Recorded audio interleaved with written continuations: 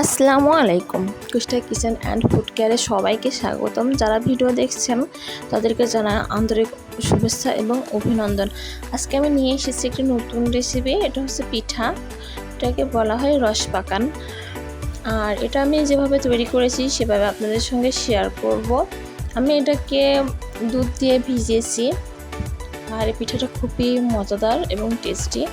আমার ভিডিওগুলো ভালো লাগলে লাইক, কমেন্টস এবং শেয়ার করবেন। আমার চ্যানেলে নতুন হলে পরে সাবস্ক্রাইব করে দেবেন। পাশে থাকা বেল আইকনের উপর ক্লিক করবেন, তাহলে আমার নতুন নতুন ভিডিও আপনাদের কাছে পৌঁছে যাবে। আর এই পিঠাটা আমি যেভাবে তৈরি করছি এখন আপনাদেরকে বলে দিচ্ছি। আমি একটা পাতিল নিয়েছি, এখন এর ভিতরে পানি দিয়ে দিচ্ছি 2 কাপ।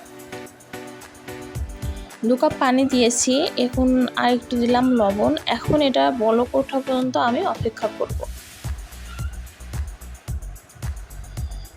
আমি এখানে নিয়েছি চালের গুঁড়া 4 কাপের 2 কাপ, আর নেব হচ্ছে সাদা আটা 4 কাপের 1 কাপ, মোট 3 কাপ পরিমাণ আটা আমি এখানে নিয়েছি। এখন এটাকে আমি ভালো করে মিশিয়ে নিচ্ছি।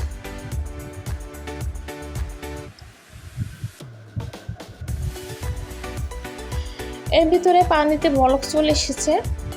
আমি এবার পানির ভিতরে আটাটাকে দিয়ে মেরে নেব। ঠিক যেভাবে আমরা রুটি বানাই আর কি, চালের রুটি, ওইভাবে আটাটাকে মেরে নিতে হবে।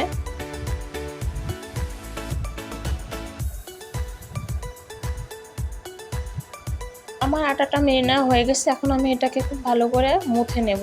এ পর্যায়ে এইভাবে মুথে নিয়েছি, যখন আবার এটাকে বানাবো তখন আরও সুন্দর করে এটাকে মুথে নেব। এখন আমি ভিতরের পুরটাকে তৈরি করব। তার জন্য নিয়েছি নারকেল কোড়া আর তেজপাতা, এলাচ আর দারচিনি। এখন এর ভিতরে দিয়ে দিচ্ছি চিনিটা আপনারা যেভাবে মিষ্টি খান আর কি, যে পরিমাণ সেই পরিমাণ অনুযায়ী এটা ভিতরে মিষ্টিটাকে দিয়ে দেবেন। এখন আমি এটাকে আস্তে আস্তে নেড়ে জাল দিয়ে আর কি পুরটাকে তৈরি করে নেব। আমি এটাকে একটু লালচে করে মানে তৈরি করব। আপনারা যদি মনে করেন লালচে করবেন না, তো একটু সাদা অবস্থাতে এটাকে নামিয়ে ফেলতে পারেন। কিছুক্ষণ পরে দেখাচ্ছি, এই যে হয়ে গেছে। আমি এটাকে এবার নামিয়ে নেব। আমার পুরটা কিন্তু রেডি হয়ে গেছে।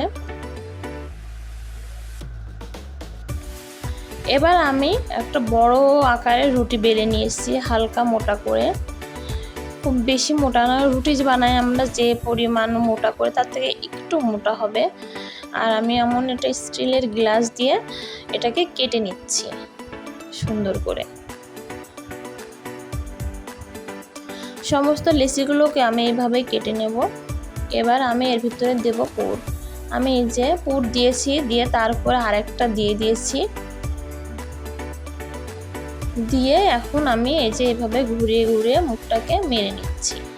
পুর দিতে হবে একটার উপরে, তার উপর আরেকটা লেচি দিতে হবে, দিয়ে এইভাবে ঘুরে ঘুরে ডিজাইন করে সুন্দর করে পাকোয়ানগুলো তৈরি করে ফেলতে হবে। আমি আরেকটা আপনাদেরকে দেখিয়ে দিচ্ছি।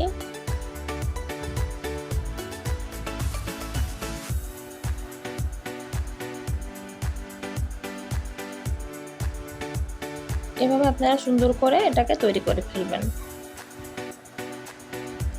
আর এই ডিজাইনটা কিন্তু ভীষণ সহজ, জাস্ট শুধু এই যে এভাবে ঘুরে ঘুরে করতে হবে আর কি। এভাবে আমি সমস্ত পিঠাগুলোকে তৈরি করে নেব। আমার পিঠাগুলো তৈরি হয়ে গেছে, আর দেখছেন দেখতে অনেক সুন্দর লাগছে। আপনারা মনে করলে এ পর্যায়ে শুধু দুধের ভিতর দিয়ে আপনারা ভেজাবেন, তাও করতে পারেন। আবার আমার মতন এই যে এইভাবে তেলের উপর দিয়ে হালকা করে ভেজেও আপনারা এটাকে দুধের ভিতরে ভেজাতে পারেন। আমি এখন হালকা শেডে এগুলোকে ভেজে নিচ্ছি খুব সুন্দর করে। আর এবার আমি এখানে দুধ নিয়েছি, দুধের ভিতরে এগুলোকে দিয়ে আমি ভেজাবো। তার জন্য দুধে একটি শিরা তৈরি করে নেব। দিয়ে দিলাম গোটা মশলা, এলাচ, দারচিনি আর তেজপাতা। এগুলো দেওয়ার কারণে একটি সুন্দর ঘ্রাণ আসবে। আর দিয়ে দিলাম চিনি। আমি যেহেতু চিনি দিয়ে তৈরি করেছি পিঠাটাকে, যে যখন পুরটা আমি তৈরি করি তখন কিন্তু তার ভিতরে চিনি দেওয়া ছিল, এজন্য আমি অল্প চিনি দিয়ে দিলাম। এখানে বলক চলে এসেছে, আর একটু ফুটবে। এবার আমি পিঠাগুলোকে এর ভিতরে দিয়ে দেব। যে পিঠাগুলোকে আমি এর ভিতরে দিয়ে দিচ্ছি। আপনারা একটু আগে থাকতে এগুলোকে তুলে ফেলতে পারেন, না হলে কিন্তু আবার গলে যাবে। আমি যেহেতু রেখে দিয়েছিলাম, এই যে এমন হয়েছে। এখন পিঠাগুলোকে আমি তুলে নেব। তুলে নেওয়ার পরে আপনাদেরকে দেখাচ্ছি। এভাবে আপনারা বাসায় তৈরি করতে পারেন, খুব সুন্দর এবং খুব মজাদার রসপাকান, আর খেতে আসলে খুব মজা। এটা বাচ্চারাও অনেক পছন্দ করবে। আসসালামু আলাইকুম, সবাই ভালো থাকবেন, আমার ভিডিওগুলো দেখবেন আর আমার চ্যানেলটিকে সাবস্ক্রাইব করে দেবেন। সাবস্ক্রাইব করতে অনেক নেট লাগে না, প্লিজ আমার পাশে থাকেন, আমার চ্যানেলটিকে সাবস্ক্রাইব করে দেন। সবাই ভালো থাকবেন।